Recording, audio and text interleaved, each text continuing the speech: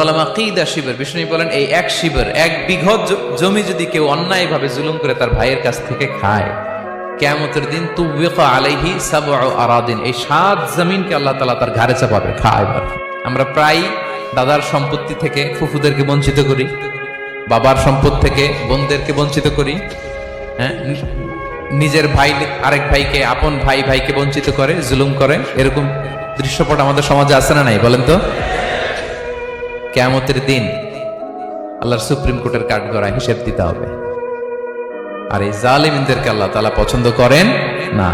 এবং সবচেয়ে ভয়ঙ্কর ব্যাপার হচ্ছে, আপনি যখন কারোর উপর জুলুম করেন, ওই মাজলুম আর আল্লাহর মাঝখানে কোনো ফারাক থাকে না।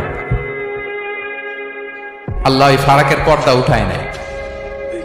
বিষ্ণুই বলেন ইত্তাকি দাওয়াতাল মাজলুম, তোমরা মজলুমের বদদোয়াকে ভয় করো, খবরদার। কারণ ফাইন্না লাইসা বাইনাহা ওয়া বাইনাল্লাহি হিজাব, তার আর আল্লাহর মাঝে কোনো পর্দা থাকে না। দোয়া করলেই ওটা আরশে যেয়ে কবুল হয়ে যায়।